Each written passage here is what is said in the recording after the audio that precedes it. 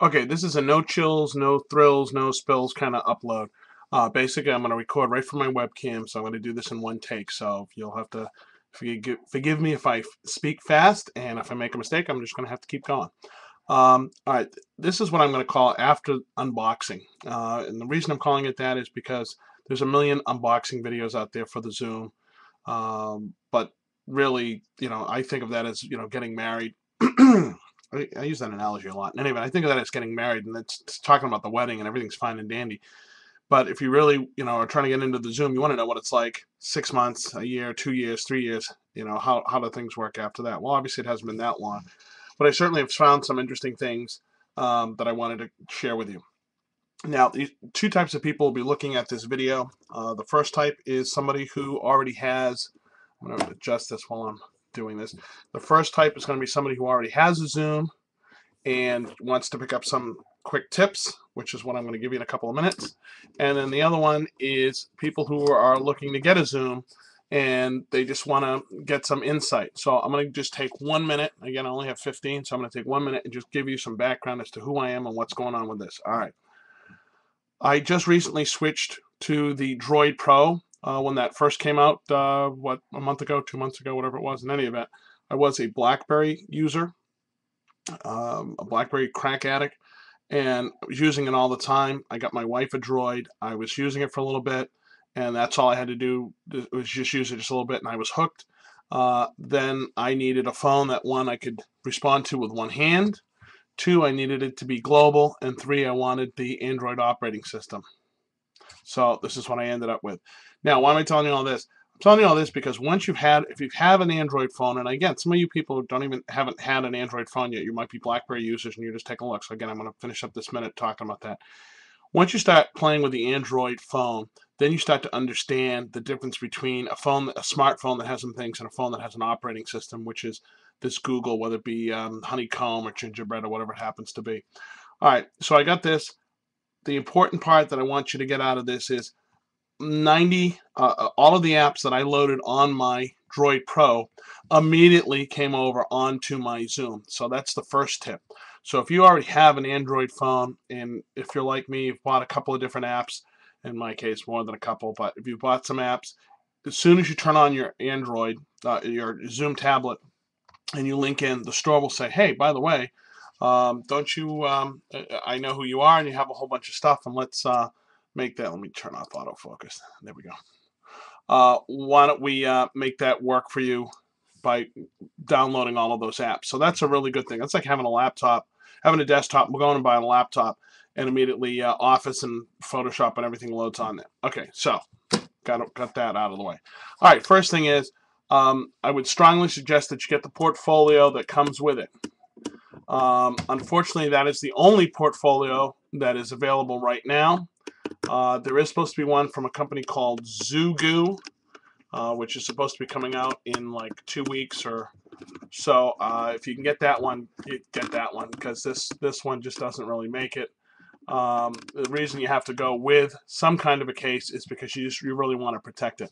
Why don't I like this case? Well, first of all, it's $49. It's not really a big thing.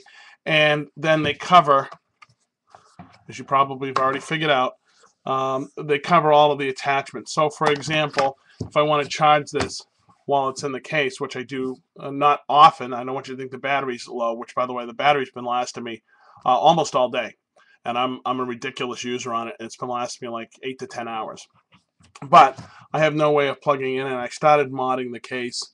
I'm going to have to finish that up. I got to get a little thing and stitch it up. So in any event, I do like the adjustable angle on the thing. What I don't like, obviously, is the fact that I can't plug in. Okay, so let's just turn it on. All right, so one of the first things that I noticed, after the wedding was done,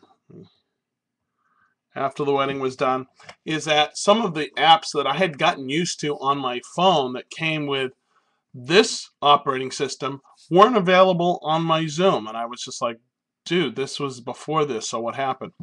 So let me first say, for everybody who says the Xoom was rushed out of the door, answer is probably was. But you can't expect to be the first one on the block. You can't be the first person to have the first Droid Pro, the first Xoom, the first iPad 2, and not expect that there's some issues. So you're just going to have to live with that. So the first thing that you probably are all aware of is that Flash is not on here. However, this is March something, around the 20th of March. My sources tell me that the Flash should be available in the next 2 weeks, 3 weeks. So that, having said that, so there's not any Flash. I did have a few websites, a few apps that used Flash that I can't use. So that's the first thing. The second thing is not all of the apps are made to work or will work properly on this. So for example, here's a little program, Connect 4. The first problem is that it immediately goes into portrait mode, and the second problem is, as you can see, is it thinks it should play in this little tiny area when obviously I have this whole screen. Okay, a lot of these things will fix themselves as time goes on. A notable app that still has serious problems as far as the tablet is concerned is Facebook. Yeah, same deal. If you go into Facebook, and I know it's right here somewhere, it's under F, there we go. If I go into Facebook, it starts off okay, it runs. Immediately, as soon as I try to go and do some of the other pieces, it flips into portrait mode, even though I'm at that, and it's actually difficult to deal with. Motorola has confirmed that there's a widget that comes with this, and that widget does absolutely nothing. If you go and you try to add a widget to your screen, you will find that there is a Facebook widget. I'll try and put it up here. You'll see that you get an immediate fail, so that's going to fail on you, and it basically does absolutely nothing. So those are the kinds of things that you'll find out right away. However, having said that, most of the other things seem to be pretty decent as far as I'm concerned, as far as the apps porting over properly.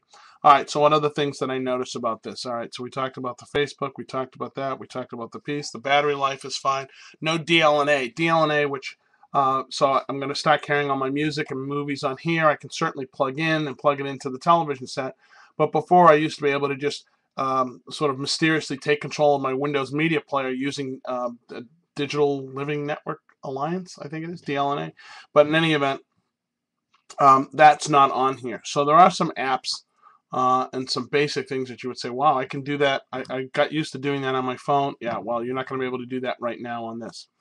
What other things would I would suggest? One of the other things is that the gallery actually pulls from your Picasa web galleries.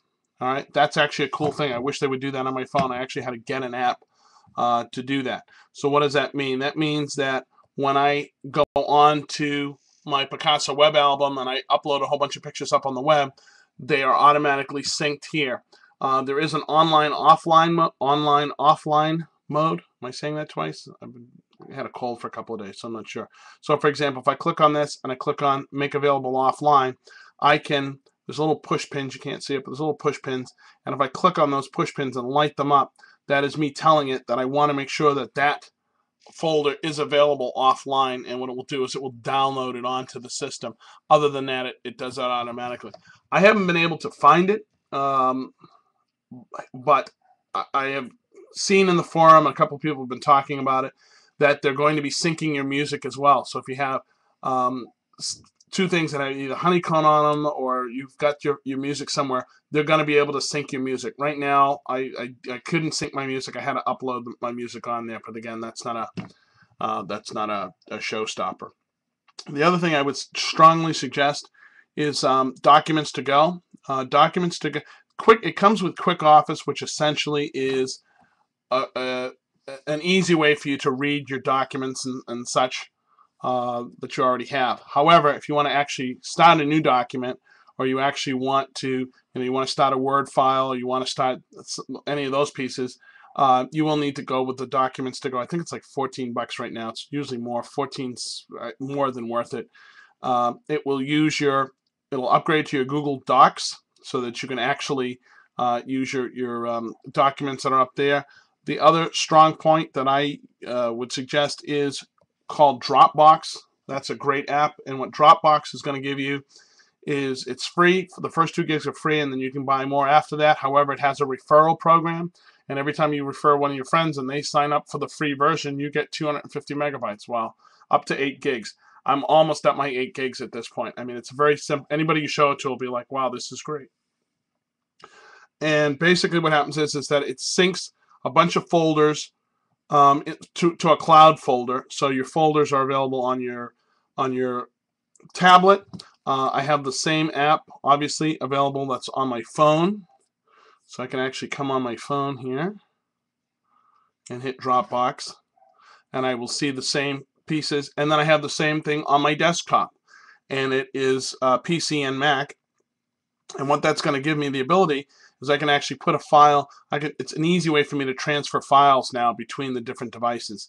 If I put it in the Dropbox on my phone, it immediately goes to the cloud, and then that makes it available on my tablet and vice versa, so I can move files and folders around. As I said, if you use the, let's see if I can find a, if you use the Documents to Go, you actually have a working version of Excel, PowerPoint, Word that you can just go in.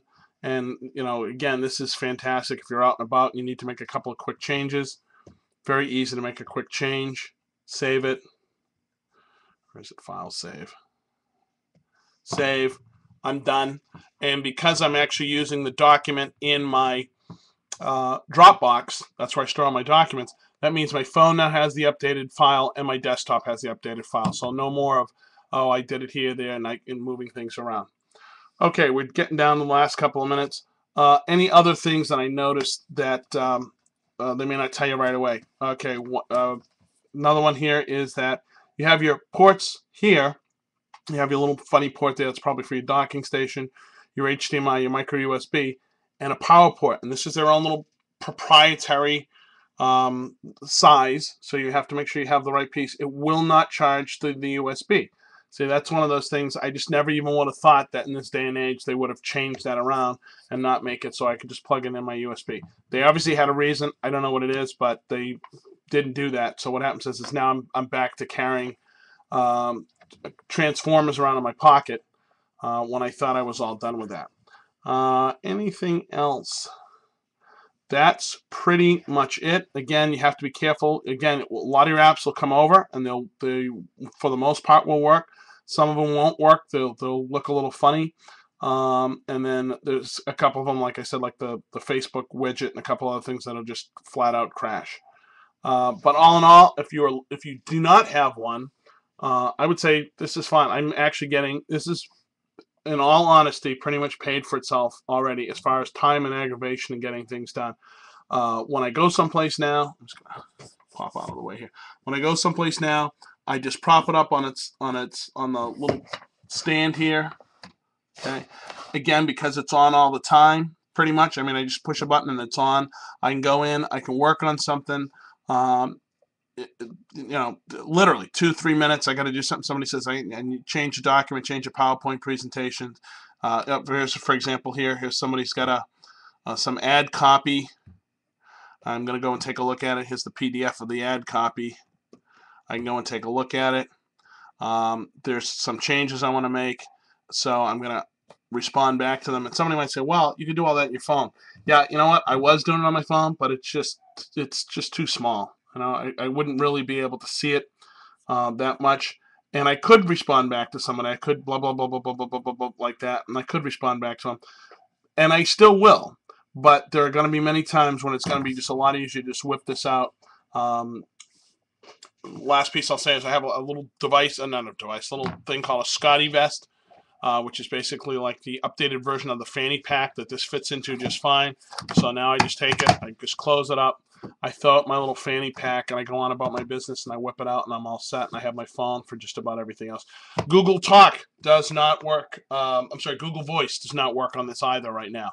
If you have Google Voice and you're saying, well, I can send and receive phone calls, and I can do a couple other things, you will not be doing that anytime in the near future. You will still be, so I still have to carry my phone. If they had Google Voice on here, I'd be able to make phone calls. Difference between Google Talk, Google Voice. Google Talk is the text messenger part. Google Voice is the phone and SMS version. That's it for now. I will talk to you later. I'll be doing more later on.